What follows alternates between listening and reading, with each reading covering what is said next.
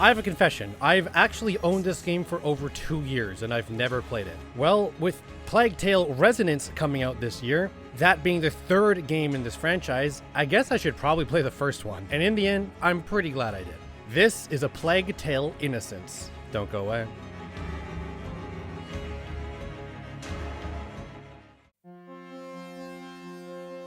A Plague Tale Innocence. Yes, it's true. I've actually owned this game for like 2 years and I've just never played it. My overall perception of this game and this franchise was honestly all I knew. Set in the 1400s, you know, it might be like a game about the Black Plague, rats coming out. Something like that. But it's quite clear from the 15-minute intro that, well, yes, all of that is true. There is something more going on here than just the Black Plague. It's the boar. But What? how? Leon couldn't have done that. Wait, I thought this was a game about the rat plague. Leon! That's not the rat Come plague, here! that's a fucking Leon! ghoul. Huh? This is crazy for an intro. To start, there's something I have to clarify, and this is really important for the whole overall idea of the game. What kind of game is this? I would describe Plague Tale Innocence as a linear narrative adventure game. And that's important because as this isn't a walking simulator, the 12 to 15 hours you spend in this game, the gameplay is quite basic. The game revolves around 3 major mechanics. One being the rats. Behind you. That's the only way I can see. Go through there and I'll meet you on the other side. Now in this game, it's not the Black Plague, it's called the Bite. But what's special about these rats that carry the Bite is they hate the light. Into the DLC, by the way. So in a lot of scenarios, you're just trying to figure out how to turn on or move lights around to get through this linear level. And you might be thinking, wow, for this game's runtime, about 12 to 15 hours, does that ever get old? You know, this really is the number one and only mechanic you have in the entire game, is utilizing these lights to move around the rats. And this light rat puzzle mechanic, in my opinion, doesn't get old. I think it does just enough different mechanics and different things to spice it up that is still serviceable by the end. But the other 2 main mechanics here for gameplay are stealth and combat. And this is a one-sided battle. Stealth takes up about 85% of the combat. Now, I don't mind stealth. It's just that this kind of stealth here resembles something out of the PS3 or even GameCube era. It's quite literally like throw a pot so the enemy turns around so you could sneak by him. And you do that dozens of times.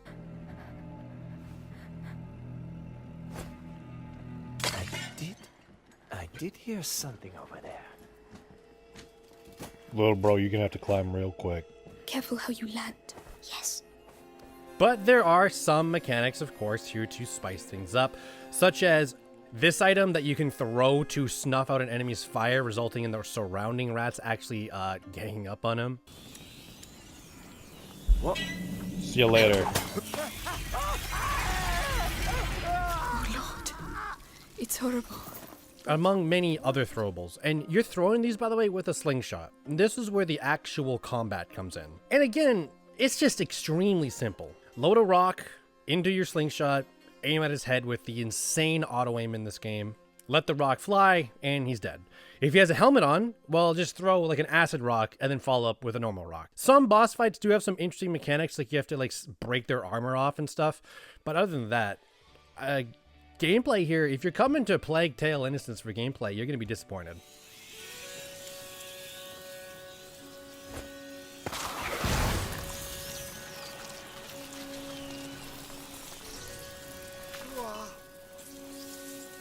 Who the hell are you?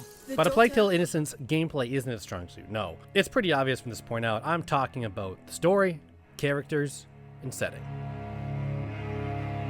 Wouldn't the head be quicker? You're way too soft. They torture her?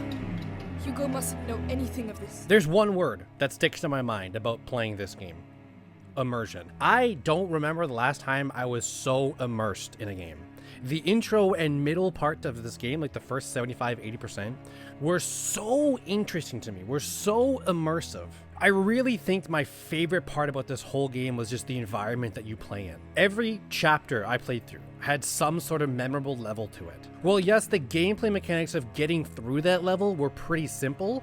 I was still very, very much enjoying what I was playing through, to the point where I'm thinking like, hey, this is like, in my opinion right now, halfway through the game, a 9 out of 10. And story and characters as well. Well, I already talked about how good the intro was, but a really good and surprising thing this game does is that after that intro where you come back to the castle and the Inquisition comes and storms your whole ass castle, supposedly kills the hot mom and the dad, leaving you, the main character, Amicia, to protect your young brother Hugo, who may or may not have some insane disease that may or may not be connected to the rats, left out in the wild. And the thing I really like here is that the amount of characters you collect along the way in your party. You start with Hugo, and Hugo is the RE4 Ashley OG. You can tell him to stay, wait, blah blah blah. If you get too far from him, he will scream and shout, alerting enemies everywhere. But it's not a frustrating mechanic at all. Then you find Lucas. He's an alchemist, and he can help Hugo's disease. After that, you find this brother-sister combo. She's really good at picking locks. Then you meet Roderick. He has the ability to smash down doors. My only thing with this is that there could have been an insanely genius idea of when you set out from the hub world castle that you eventually find, you could have, I wish, selected a specific party member to go out on this adventure with. Would have been fun because they all play pretty differently. They all have their different abilities, but the game just kind of auto-selects which guy you can bring, so I don't know. Oh, wait. Melly, can you look after it? All right.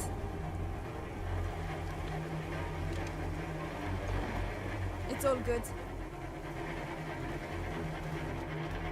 Is that supposed to be the miracle remedy they talk about? My point is that the story, characters, and more importantly, the environmental storytelling of this game really carries this game because the gameplay is fun, but that's not why we're here. Presentation. I do have to congratulate this game. Released in 2021, I believe. While it does have its rough edges with some mocap and stuff like that, this game kind of looks fantastic to me. The first thing I noticed before I even knew that light was a big mechanic in this game, considering it compares with the rats, the lighting in this game is fantastic. Fire looks really nice in this game, actually. And I don't know what this game has going for it, but a lot of the environmental stuff, multiple times throughout this game, I just stopped and stared at like ice on a road or logs, and I was like, this looks really good. I'm beginning of this tutorial. Rain. Stay calm. Hold my hand. The rain looks really good in this game, actually. Look at how good the logs look. Am I crazy for saying that? Fine by me. Look how good the ice looks.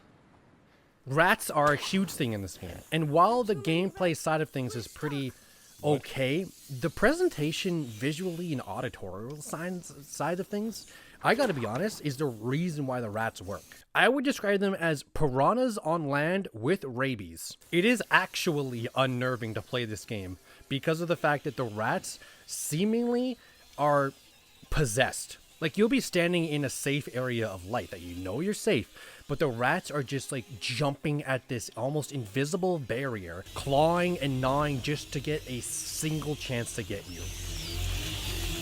Everybody get the fuck out of my way. Oh my god, they ate him that fast! Voice acting and other sound, I will say the voice acting in the beginning, I honestly thought it was so ass. But the longer I played, the more the voice acting had to shine, and by the end of the game, I just think the voice acting was really well done here. I'm not gonna say it's like, oh my god, 10 out of 10 voice acting, but there are multiple moments where I noticed voice acting is good, especially in areas where like breathing was like an actual important part of the game.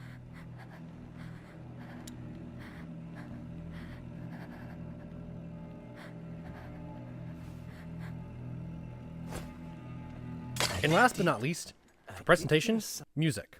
This game kind of nails the music. The emotional direction of a game can be easily influenced by the music. I could literally sit here for 20 minutes and show you many, many different examples of why music is so good in this game. But instead of 20 minutes, I'll try to cut it down to like 1 minute. So in this next clip or two, try to really hone in on what the music does to this scene. It's coming from over there.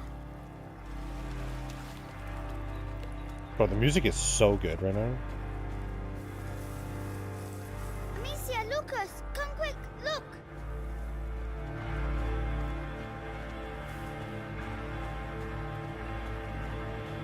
Fucking Oh my wasteland. God. Are they all dead? Yeah. We can't carry on. Amicia, we have to follow the aqueduct. Come on, we're gonna make it! Come on, I'll help you. Right. Is everyone alright? Did we make it? Really? We did. We're here. Look at it. Chateau d'Ambrage. Whoa. It's even bigger from here. Overall impact, my overall opinion on Plague Tale Innocence is, well, 75-80% way through the game. I was thinking this game's pretty simple, but it's really potent. Unfortunately, the last 10 to 15% of this game was completely unnecessary. The ending, story-wise, is pretty okay. The ending boss fight just has silly, goofy-ass mechanics. And the last 2 chapters of this game, maybe even the last 3, can potentially just be deleted out of the game and it would have made complete sense. There's a nightmare scenario where you're running as Amicia that could have easily been cut. There's an entire long, like 45 minute chapter where you play as Hugo, and this really sucks for one reason. We already know the gameplay is simple here. Well, when you have to play as Hugo, Hugo is just only sneaking through the castle. So you're taking an already decently simple combat and stripping all of the upgrades, mechanics, and stuff you've learned throughout the game to make it somewhat better, and you're just reverting it back to the original form of super duper basic stealth. And the reason I think they literally did this, by the way, is just so they have a reason to exposition dump. Because the entire time you're walking through this castle as Hugo, the enemies are talking about their plans and what's going on with the story, and it's just a way to exposition dump while you're playing through the game, instead of just having a cutscene where people exposition dump. So that could have been cut as well. So other than that, I mean, I've quite literally described almost everything in this game. I could also go into the collectibles where you can collect flowers for Hugo, you can collect, artifacts for yourself. These are pretty okay. These are actually kind of cool, actually. I haven't talked about the upgrades yet, and that's because, well, it's as simple as the combat. And there's always one sentence I think about when I think about upgrade systems. When I go to the upgrade system, is it an easy or is it a hard choice? If it's a hard choice, that's good, because that means there are multiple things I can upgrade, but I only have the resources to do one. It's like, these are all pretty good. What should I get? That's not the case here. The upgrade system is kind of dookie. I only wanted a couple things, and at a certain point in the game, I literally just stopped upgrading because my resources was better put into just crafting new bombs. But my closing case on A Plague Tale Innocence is this. I talked about previously, I'm not sure what game it was in, but it was somewhat recently that I talked about a game knowing itself is really important. The game knowing its own limits on its story, on its gameplay. A Plague Tale Innocence is a really great game that overextends itself on the story and the gameplay. I think this would have been a actual 8.5 to 9 out of 10 game if you cut the last 2.5-3 hours out. But don't let that be your deterrent to playing this game. If you're sitting here right now thinking, well, then should I play it? Yeah, I actually think you should play. I think this was a really, really enjoyable experience, and the first 80%, I was very immersed. I'm also very much looking to playing the sequel, A Plague Tale Requiem, but for now, let's wrap up the first game. A Plague Tale Innocence, 8.2 out of 10.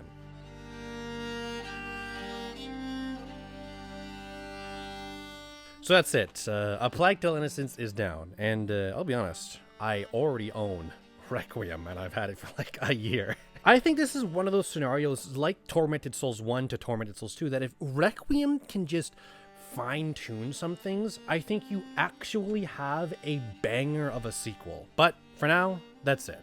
We'll move on to the next game, which is probably a 007 game. I'm your host, Beneath the Mask. Hope you enjoyed this review. Peace out. Hurry! Don't slow down. I should have Hugo. grabbed the rocks Follow back. Melly. Quickly, quickly! Up. Oh my god, you gotta climb faster, woman. Yes, you. Stop running! Amicia! Deliver Hugo to us! Thank god this guy's Papa Poutine. I know you're here to find out the Easter egg soundtrack that I put in at the end of every video, but did you know that I have a Buy Me a Coffee page? A page where you can donate to your favorite YouTube creator. Half of the money that's donated to that page is personally donated back to Child's Play Charity, a charity that's dedicated to supplying games and technology to children in hospitals around the world. So that's that. Did you guess the soundtrack?